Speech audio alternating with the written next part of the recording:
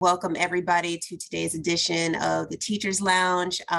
We think it's going to be a good one, but we're biased. We always do because we love talking to new people and getting different perspectives, hearing different ideas. Jessica is joining us again. Thank you so much. And we are going to be talking to Jordan Pruitt today, who was in the classroom, is no longer in the classroom, but still doing transformational things in education. So we are going to pick his brain a little bit as to what he thinks the purpose of education is, a question we like to ask everyone. Allow him to introduce himself a little bit and then tell us what he is doing, why he decided to leave the classroom, and as always, try to give all of us some actionable steps about what we can do to help transform education. Jessica, would you like to add anything before we start? I think that was so awesome and concise. Thank you, Roz. That was a great introduction. Thank you, everyone, for being here. And Roz, I think we should kick off with the questions and get the ball rolling. All right, perfect. So, Jordan, you want to do a quick intro for us, please? Yeah, absolutely. So my name's Jordan Pruitt. Live in Lexington, Kentucky. If anybody on the call, add me on LinkedIn. I'll add everybody who invites me. That's fine. I work at Live School, which is a ed tech company. We provide uh, classroom management, behavior management software. It's a PBIS based, points based system.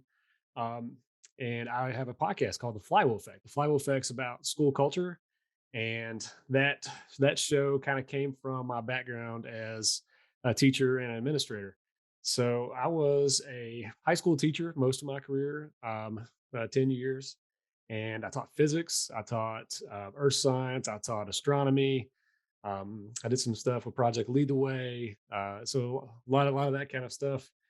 So I'm very science based and very project management based, and I love tech in the classroom, those kind of things. And I was also a PBIS coach for a number of years, and I got a chance to open a new high school and start a new PBIS program.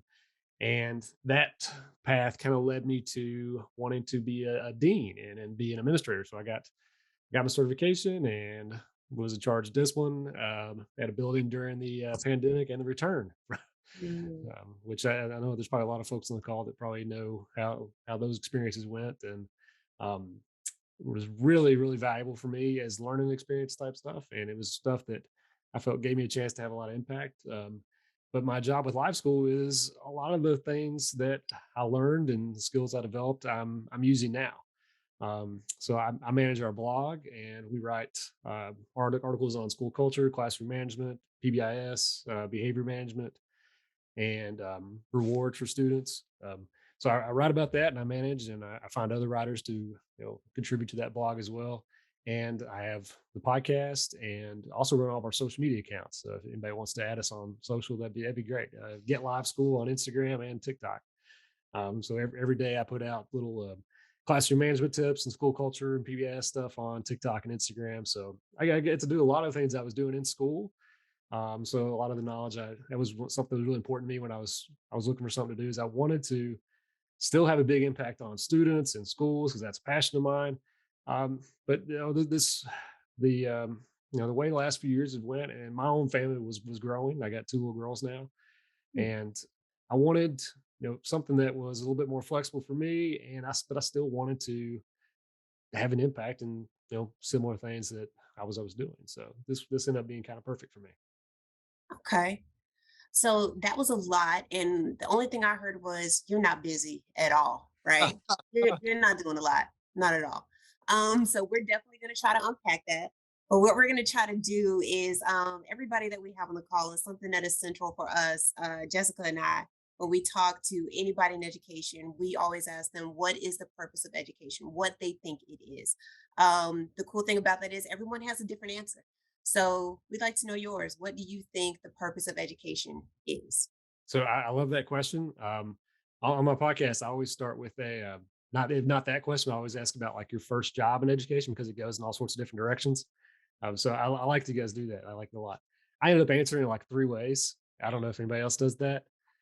So I thought of education as a whole. Like what's the purpose? And I tried to come up with something catchy that wasn't like didn't sound like politician-y or something.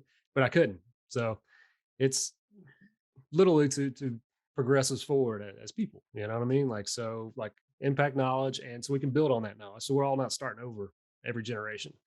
Um, now, what that purpose meant for me was trying to make an impact on individuals in my community. And the third way was actually what's the purpose of schools, which I think there's a little that's a little bit different. Right. I think the purpose of school is learning, and keeping that center to everything you do in schools. I think is really important to those other purposes. So, I answered it three ways. I hope any of those hope one of those landed. Oh, absolutely. Absolutely. I think that that's a great way to learn it, to break it down, because I think the purpose of education, it includes all of those facets. And something personal for me, no pun intended, how you said you have a personal purpose to impact your community. I do think something that quite frankly bothers me about education is a lot of people think that one size fits all. We saw that when we were trying to come up with solutions during COVID. It didn't work for everybody. Just like online school or virtual school does not work for everyone, but neither does in-person school either. So we need to make sure that no matter what your community is, what your history is, what your perspective is, what your financial or technological ability is, all of those things are going to differ where you are. And so we need to make sure that education fits everyone, no matter their circumstances. So personally, I agree with that. That's exactly why I went with the where I landed on having a different definition for schools, Mhm. because I think the purpose of the school is to find the best way for everyone to learn. And like you said, that's not going to be the same for everyone. It is not. Now, all of us, most of us on here are in education and we can run our mouths, but something that we'd like to do, even with our guests, is if you have questions, please make sure you put them in the chat. You can come off of mute and just jump in and ask Jordan any questions you have. You can put them in the chat if you're shy about that. And then we can ask for you as well. So I'm going to give a second if anyone wants to type or jump in. We can do that. So I just want to add that Simon's tapping in there and he's putting in the purpose of education is to create positive options for purposeful work, and also that also lets you raise a family if you want. And so that's the same thing for kids as well. And Simon, I think we all agree is that you want purposeful work that fills you with joy or feeds your passion and does not subtract from it. So it feeds and continues to grow out into the other areas of your life. So you want to be a continuous learner, an intrinsic learner. You want to foster those kinds of skills in education, but have them like grow out into other areas in your life and really impact things. So thank you for sharing. Mhm. So something I wanted to unpack a little bit, Jordan, you said that you were a teacher, and I'm biased. I'm a science teacher too. I've been teaching science for about 18 years now. So I love when we have science teachers on because I think we're the best. But seriously though, you were doing physics, you were doing earth science, and then you became an administrator. What made you make that transition out of the classroom into administration and then finally outside of the classroom? If you can walk us through that timeline about different things that led you each one of those steps. Sure. So I was doing work as like I started our PBIS program, and I Can you started explain what that seeing. is? I'm sorry to Um, interrupt. Can you explain what that oh, is I'm for sorry. those who don't know? Positive behavior intervention and supports. So basically trying to impact school discipline.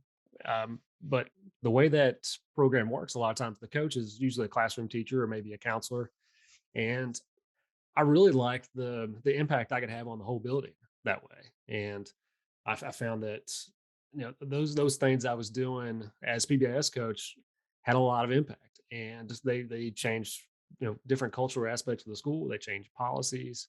So I really liked that aspect, and that led me to want to be administrator, and that gave me some encouragement to do so too, because some of the things we proposed worked and got off the ground.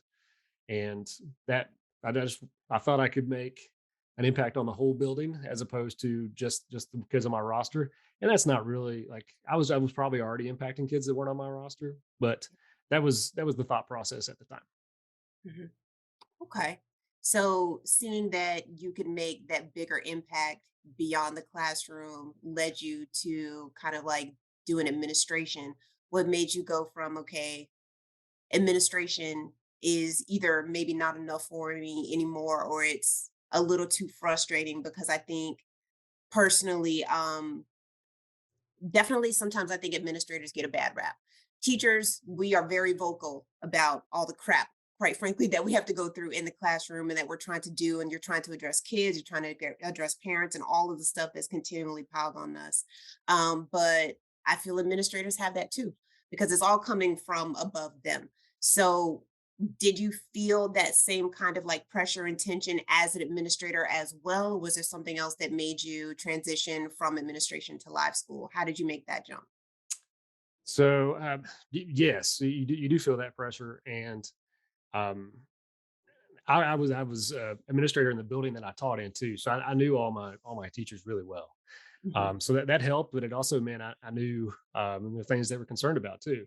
So I tried to do my best to address those things, and I was the guy in charge of discipline. So a lot of times that person, um, it- they're definitely going to know you right, one way or another. Like you'll have an impact one way or another. So that was the thing. It really came down to uh, the when I first started doing that job, I had a chance really to kind of take things as they came, and I could get in front of things, and really got to do mediations and really got to work through the consequences with students. And then as last year was going, it became like really rapid fire, like at all times. mhm, And really, I was coming home real wore out every day, and that on top of I don't know if everybody knows about all the supervision stuff that admin do after the bell and all those kind of things, and bus duty and arrival and all the things. It just I started looking for other things, and I found a really good mentor on LinkedIn, and she was looking for somebody to write articles on school discipline. Well, I know a thing or two about school discipline, so I started writing articles for live school, and then that grew into more opportunities because I was out there a little bit, and um, it was a pretty quick transition actually. This all came about last spring, so I've been working with live school since last spring, and at first it was just content writer, and then um, they hired me on to manage their social media accounts. And the idea with that was um, our pretty much what the cool thing about us is our whole staff is really former teachers and educators. Um, but one of the things they wanted with the social media accounts was somebody who had led school discipline programs. They wanted somebody who could answer questions on there about PBIS and um, things that were going on in schools now.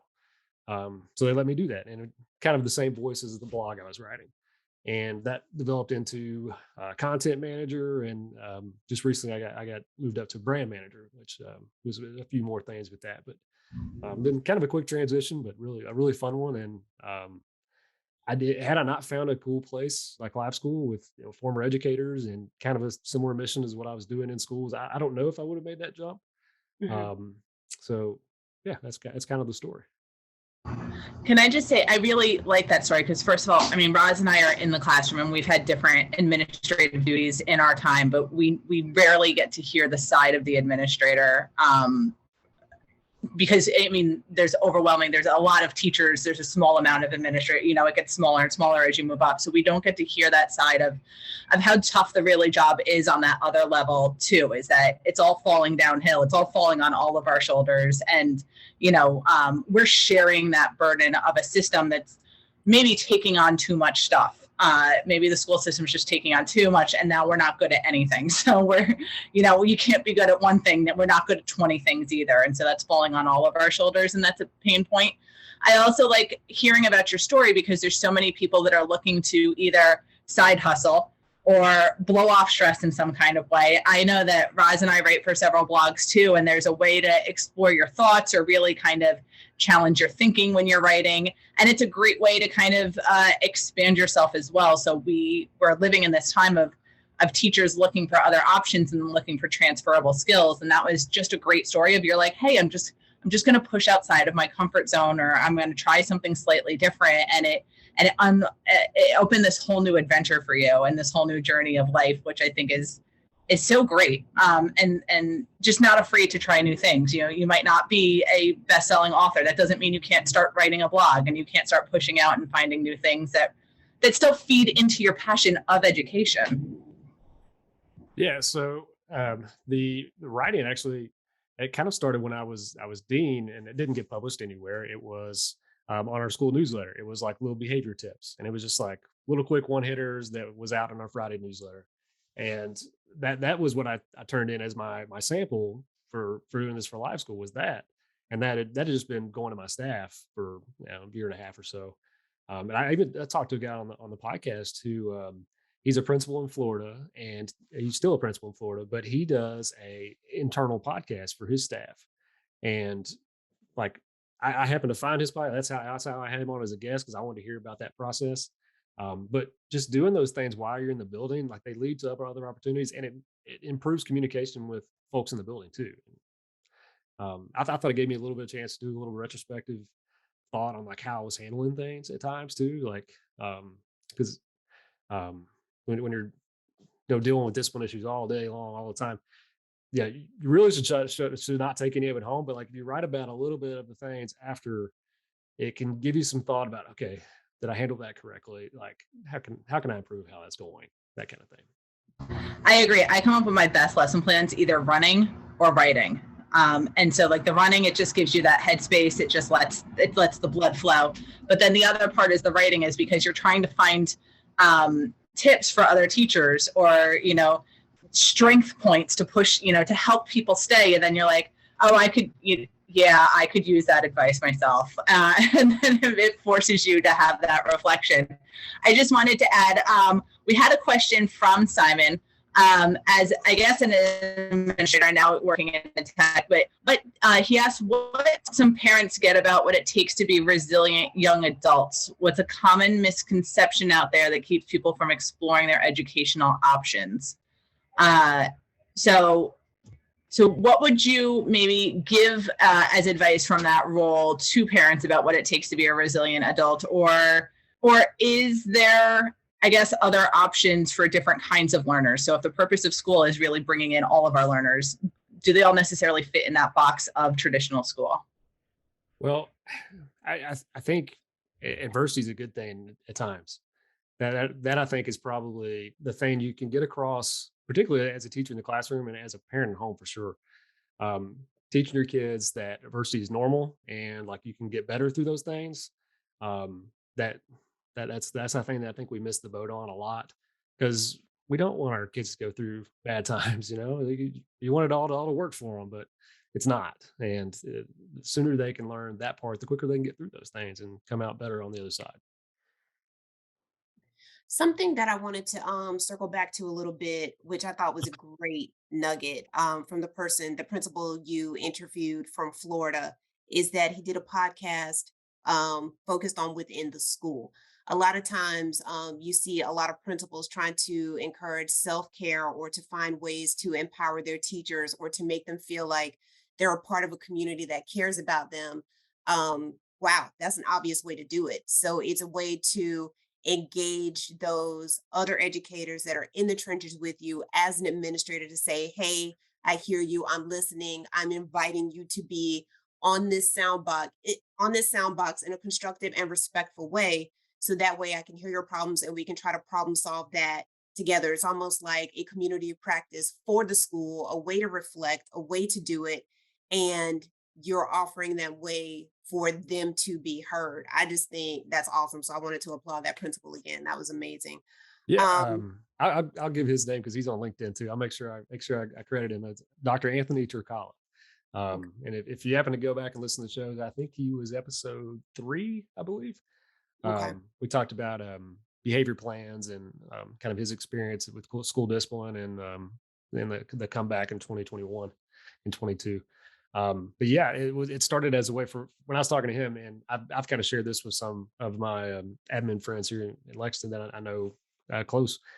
A lot of folks do like the newsletter that goes out on Friday or that kind of thing. And he was finding that a lot of those things weren't getting read, Mhm. but as people are leaving, if it was something that he could just read and have a voiceover, and they could just put it on the car on the way home, and it's a real simple thing. It was really easy to do. And he said it really helped because all the things he was putting in the newsletter, now all of a sudden they were finding ears. Yeah. It's really smart, really simple steps. And that's something that Jessica and I love too. Small, actionable steps that within the world of all of the stuff that's piled on top of teachers and admin, parents, everybody, if there's some small little thing that you can change even today, then it is like it's like a snowball effect. It builds, you release some of that pressure, and now you feel like you can take on more. And there's always going to be more in education. So that's a cool way to do it. I don't want to run out of time before we talk about two cool things. Definitely tell us more about live school, how that works, the it seems like everything that you've been doing, like your involvement with sports, and then how it helped you do behavioral management and getting those kind of things outside of the classroom to encourage or try to shift some of the behaviors of your students, how that helped you then get into administration and then writing about that to live school. How does live school build upon that? How does it work? And then you got to tell us about your podcast. Okay. All Sure, sure. right, cool. So the what live school does, it's you may have seen Class Dojo maybe or Kickboard. There's a couple competitors. But the idea is that you're given positive points and in the classroom, and you're recognizing the things that you want your kids to do. And you're giving them points for that. And then we set up a school store and those kind of things. That's what we do. Kind of the um, underlying like benefit of that is for me as somebody who was dealing with behavior data a lot. The behavior data I had to work with was referrals, school discipline forms, and that data point is representative of a very specific thing. It's representative of the worst thing that could have happened. Mhm. Like the student has had like one of the worst moments ever, and the teachers reached their breaking point, and that's the form you get is represents that.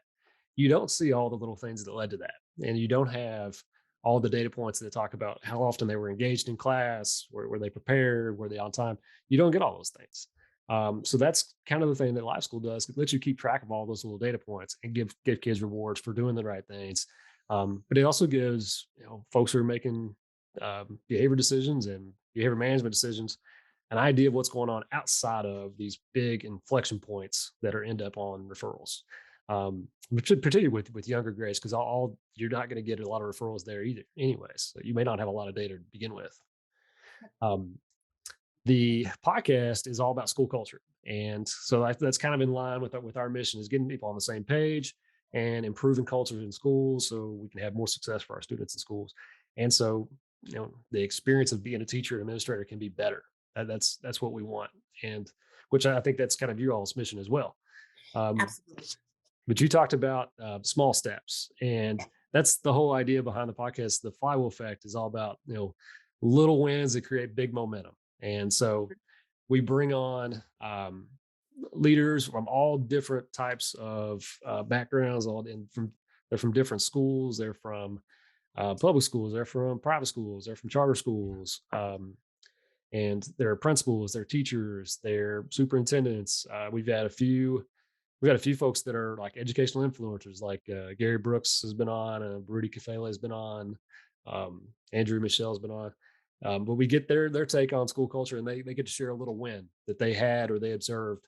And the idea is that you take a little something that you could take back. And because you talk about these huge changes, and like those are the things that make the news, the big changes, but you don't really ever see the details on like the little change they made that led to those things. That's the idea of the show. Yeah, did I do a good job answering that? No, it's honestly, it's I great. kind of a little bit. Yeah, absolutely. I mean, because this is what we're trying to build with the Teachers Lounge, is that we were building, a live show kind of, and then we decided let's tape it and let's put it out so people can actually hear it. People that aren't available, or teachers or and administration and is overwhelmed during the middle of the day. They can't necessarily put down their job and think about something else. But we kind of realized in these discussions that the power above that's pushing all these things down on all of us is not readily going to move. We can scream and yell all we want, and we are. And teachers are leaving in mass, and administrators are leaving in mass, and students are left sitting in auditoriums with no one to watch them. And we're at this kind of cliff, and no one on top is still moving. And so the top isn't moving, so the bottom needs to move. And so the bottom is us, is teachers, it's ed tech, it's people that are invested in growing into that space, it's administrators. So it's us, the individuals, that really need to start to make change. And so what we kind of wanted to do here is, again, those small steps. What is something small that we can tell an administrator that is just overwhelmed by issues with disruptive behavior, or a teacher that is stressed out and wants to quit, or the student even that knows that they love learning, but the school isn't appealing to them, the way of learning isn't appealing. So what are the small steps that we can grassroots start to make change in this time when, honestly, we have a lot of power, because they're clearly not able to replace us right now. So it used to be, when I was hired back in the day, not that long ago, but back in the day enough, they used to tell you, like, you're a cog in the machine, like, we'll throw you out and we'll get someone new. And now you're kind of like, are you? Are you going to toss me? Because I don't think you have. Those are market forces talking. Yes. So, it's those small changes of, you kind of have, as a teacher, as an administrator, as a student, a little bit more power than you have had in the past in this situation. So what are these small changes that we can, as an administrator, how are you slowly going to change your school culture? As a classroom teacher, how are you slowly going to add little things that aren't stressing you out, but things that'll make your life and your students' life better? As a student, how are you going to reframe those things? So our whole discussion is about small changes that can change the system bottom up. Does that make sense? Yeah.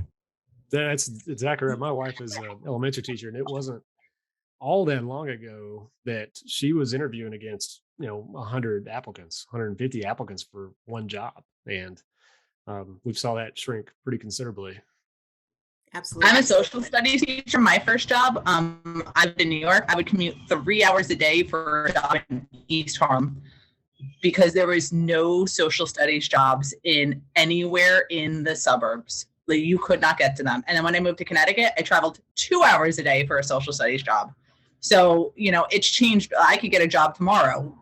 So it's changed considerably in the amount of time that I've just been in the system. And by no means am I'm still considered green by most veteran teacher standards, Mm-hmm. And she's been doing it for what, 16 years? Yeah. Donate. So, now we're going to be dinosaurs soon. One thing that I do want to talk about, because this stood out to me, one of your most recent podcasts was talking about the technology gap between students and teachers. And the scary thing to me is I think that technology gap is actually widening as more ed tech companies find more tools to help supposedly more students learn, but teachers aren't being necessarily either trained on the ed tech, or teachers aren't being consulted on whether the ed tech is actually helping them do the job that they need to do.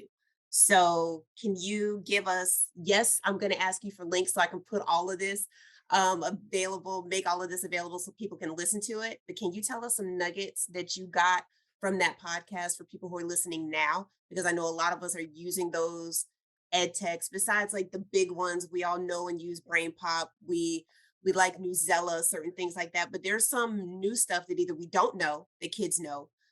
They're using TikTok. They are using, what's the other one? See, I'm so old, I forgot. But it's like they're using some of these things, but then we stop them from using phones in the school. They have limited use of computers. It's, how do we bridge that gap? So the episode you're talking about was with, and he's on LinkedIn too, so they can look him up, Justin McElway. And he is a technology coach for in Chicago, for a district outside of Chicago. And he actually he's wrote for the blog too, so that's kind of how I got to know Justin. And he does like you were talking about, teachers with side gigs. He pre-produces the podcast too. So, but we had him on to talk about tech in schools, and he was a social studies teacher. and he was really good at implementing technology in the classroom. And now he's coaching other teachers to do that. And the thing that he recommended was finding a project or something that you've had in your toolkit for a long time, and replacing it, and finding a way to make it and implement tech in that one project. Would try one tool. And he gave Canva as a good example, because it was kind of an easy starting point. But he also talked about, and this is something that I did some in the classroom too, so we kind of went down a rabbit hole with this, is if he had a project and a student like would ask to turn it in a different way, he would just say yes. And I would do the same thing. And yeah, that takes a little bit of it adds a little bit of thing on the teacher, because your rubric's gotta be able to fit it and all these things. But he gave an example of, he was middle school social studies, so he did something on the Egyptians maybe, but I think that's a middle school standard. But the students wanted to make a music video about the Egyptians for this research project, and like it was supposed to just be like an essay or something. But he let them do it, and the result he got back was like crazy good engagement, crazy good as far as like their creativity, and they proved they knew a whole lot about what they were going over. So that's the kind of the story he tells in that. And we go through a lot of cool tangents about the differences in technology from we started into now. Myself, when I first started teaching, I had a whiteboard. I had a smart board that did not work, and it was mounted on my whiteboard. So I worked around it. Yeah. But it was there. Oh, and then eventually, by the time I left, I was in a new building that had these big touchscreen IFPs and all sorts of crazy stuff. And we were 1-to-1, and that was just in a 10-year time frame. So, and the Oregon Trail gets brought up once or twice in that podcast too. It's still the best. I don't care. We'll always play that game.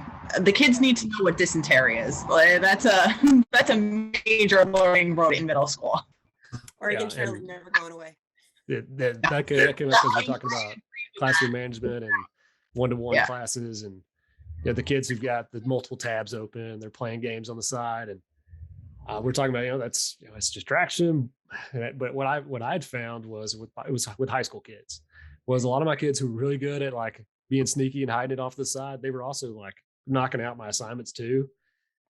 Like that's kind of a life skill they're learning, is multitasking. So I didn't like want to be too angry with them, but just redirect them, and but not real harsh. And I think that's just the life that we all live now. Like, look at all of us. Where are we working?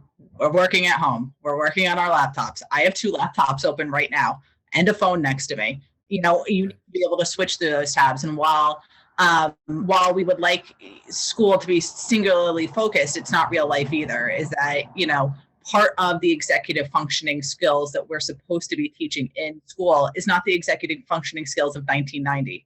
They're different. They're completely different now. And kids need to know how to navigate a really busy world.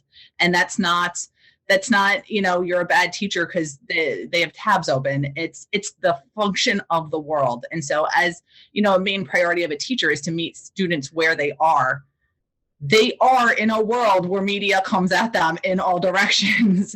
They're in that world. They were born in that world. We need to teach them in that world instead of pretending that we all live in a sterile library still. We just don't. It's just not happening. So we need to meet them where they are. And going back to your point about music videos, they're the best. My kids do music videos about the Declaration of Independence. They know more about the Declaration of Independence than maybe Thomas Jefferson did. It's because when they have to go through it, they have to write it, they have to revise it, they need to make it rhyme, they need to come up with props. They put in so much more thinking about so many more levels of thinking about that assignment than they ever would an essay, and they enjoy it. That's real learning. That's so much better.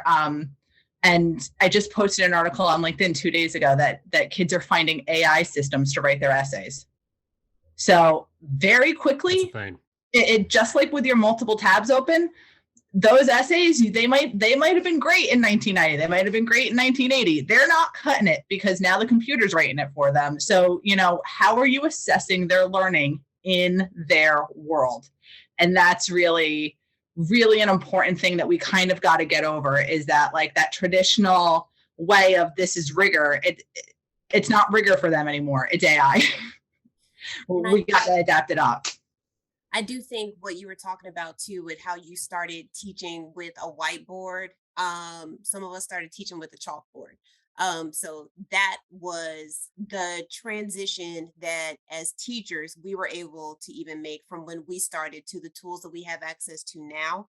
These students have grown up with more tools outside of the classroom than we really allow them to use inside the classroom. So we do want to make sure it's not only just bridging the gap in the classroom about what we allow them to use, it's about how we are allowing them to learn.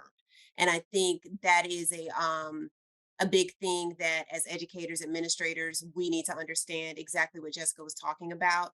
We need to think about, okay, are we really, with the rules that we are using to constrain them, are we stopping some of the learning process because we're not comfortable with the tools that they are able to use? So that's something to think about as well.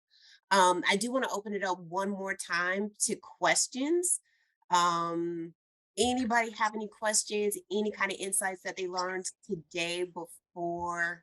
Or just continue this conversation. So, you know, Jordan's been incredible being sitting here and answering all these questions, but you guys have been filling up the chat. So is there anyone that would like to speak to any of the kind of topics that we talked about today, or bring anything to the table? I would just quickly say this has been great. I only caught the tail end of the call, and I'll be back. But that I mean, Jasper AI writing essay and stuff, like, dude, the genie's out of the bottle, and it was just a 0% chance that we're putting it back in. And it writes so well that the teachers are not even going to know, because they don't even know what Jasper is. So it's like you're this thing that's been created that is clearly a better way to operate it. It allows them to move faster, and then we're just throwing stuff in their back and pulling them in the wrong direction, saying, no, this is the way we do it, as opposed to having them come to the teachers and say, show them, what these things are, and have the trust that the teacher's going to understand, wow, you know what, we're going to tell the whole school about this, so that their school now comes up with the best essays. And that's generative AI in terms of writing. And now it's also it's the pictures and stuff. You type something in, and if you're like a incredible artist already, a lot of artists are trying to fight it, but if you're an incredible artist already, you're going to know how to communicate to that AI in ways that me, who's not an artist, is not going to. So you'll still be able to come up with something better. So we got to stop swimming against the tide as much as possible. And it's good to hear that folks like you are recognizing it and preaching it like I am. Jamal, that was a mic drop. Oh my gosh. Okay, I don't have anything else to say. But Jordan, did you want to, thank you so much, Jamal, for your comment. Thank you so much for saying we're coming back. And now I'm going to remember that, because I'm good with names and faces. I'm going to be looking for you. But Jordan, I just want to say, because I know we're almost out of time, this actually is the Teachers Lounge. I know a lot of us have to go back to work. But if you would like to end on one thing that you want everybody to take away from this, and of course, do shameless plugs. That's what we love, because we want to stay in contact with everyone. So if you want, you can put your information in the chat. And of course, I will follow up with you to get it as well. But anything that you want to leave us with, if no one else has any questions or comments. Sure. So, well, that was kind of the theme of a lot of things we talked about was little changes and little wins. Find a little win in your class. If you're having, like, it's October, so like it's high behavior month. If you're having a rough time in your class, find one little win and then build on it. Try to make some momentum from it. And if that little win is incorporating some technology, find a way to do that, or find somebody in your building who can help you out. There's probably it's kind of more popular now is having a tech coach, but if you don't, I guarantee there's a young teacher down the hall or an old teacher down the hall who knows some cool tech stuff they can show you. So go find some help. And shameless plugs. Listen to The Flywheel Effect. It's on Spotify, Apple Podcasts, really anywhere you get your podcast. And you can find me on LinkedIn, and you can find Live School on TikTok and Instagram at Get Live School. Can you repeat the name of the podcast? Yeah, The Flywheel Effect. I'm going to put it in the chat. And I Make want sure to double. I want to we're- double the shameless plug because I actually know his co-host Anna Murphy pretty well. So I've been following the episodes. I'm a fellow podcast host, and I always recommend "Change Starts Here" by Franklin Covey Education. And now my favorite new podcast is The Flywheel Effect. So it's in my top 3. And anyone listening to this, definitely check it out. It's worth your time. Thank you, sir. Thank you, JW. It's nice to see you. Before we head out, and thank you, Jordan, thank you so much for your time, and thank you everyone else. Is there anything else? Because in this part of the show, we just like to have just a couple minutes of thoughts, ideas, anything anybody wants to put on the table, or anything that anyone else wants to add to the conversation to make sure that we're sharing the love and sharing the communication, or any other thoughts that popped into your head that are actionable steps for any of our teacher administration friends out there as they are about to tackle Halloween, which is a favorite time in all of our classrooms. I have a book recommendation. Oh goodness, it's gonna blur. Oh, what is it? It's called How to Navigate Life: The New Science of Finding Your Way in School, Career, and Beyond. It's written for teachers and parents, and like how to build. Man, I need to figure out how to turn off this blur. But it, Getting Smart. I should find the link and put it in the chat. Getting Smart just wrote up a whole review of it, but it's just fantastic. It talks about the passion-based mindset, the performance-based mindset, and they try to. Passion means you just do whatever you feel like doing, and performance means you're trying to maximize your GPA. And they talk about building a purpose-based mindset in kids and helping them figure out who they want to be, what they want to be, and how they want to get there. And that is like incredibly motivating. And it's really well written and thought through. Let me find the link and I will put it in the chat. Here we go. Oh, thank you so much. I still need to send you my books from last week. I'm about halfway through it, and I am just loving this book. It is really just got a lot of good content in it. I think anybody who works with teens should absolutely read it. Oh, that's fantastic. And as we're sharing these kinds of things, just little thoughts from last time we're always kind of talking about the purpose of education. I loved reading. Kevin, thank you for adding.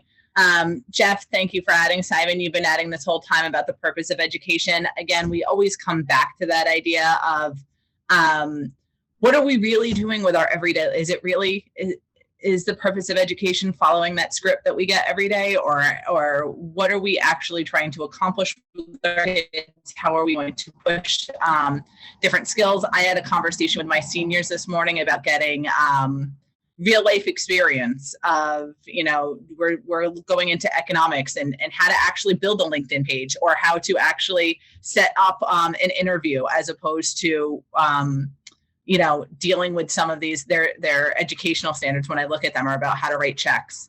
And I'm 38 and I've never owned a checkbook. So I'm pretty sure that my 18-year-olds are not going to own one either. So I'm going to skip that chapter. But, rethinking some of these things. And as a teacher, do you, bringing it to you guys, do you have that options when you're looking at those standards? Like, how free do you feel to kind of riff upon that? And I think that's a great conversation that we might want to launch into next time, is like feeling out those, the freedom that teachers can have in order to really affect change and really bring the real world into our classrooms, as opposed to staying on that path.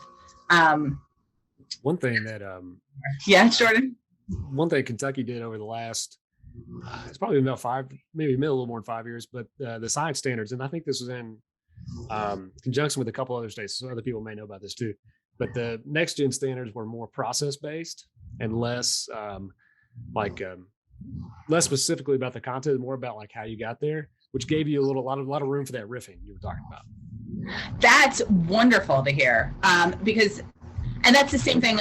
Again, going back to your friend with the music video, is if your rubrics are the right way, then they're not product oriented, they're process oriented, or they're skill oriented, so that you can adjust them in any kind of way. You can have kids that turn in music videos, or kids that turn in posters, or kids that like to write that turn in essays. If it's process oriented, we can have that kind of flexibility that we don't normally have. Oh, thank you, JW. He just JW just popped in this link that we will add into the show notes. Thank you. Very nice. Anybody else have anything they'd like to share? I usually hear a bunch of voices at this time. If you guys are all quiet today, we're all good. Okay, so it is wonderful seeing all of you. I really appreciate you guys coming and joining us. We will have all of these links for all of those people that Jordan shared about to connect with those great people on LinkedIn. Okay, so let's end on that. I appreciate everyone's time. Jordan, thank you so much for coming. Thank you, everyone else, Samuel, Tori, Jamal, and JW. We will see you next time.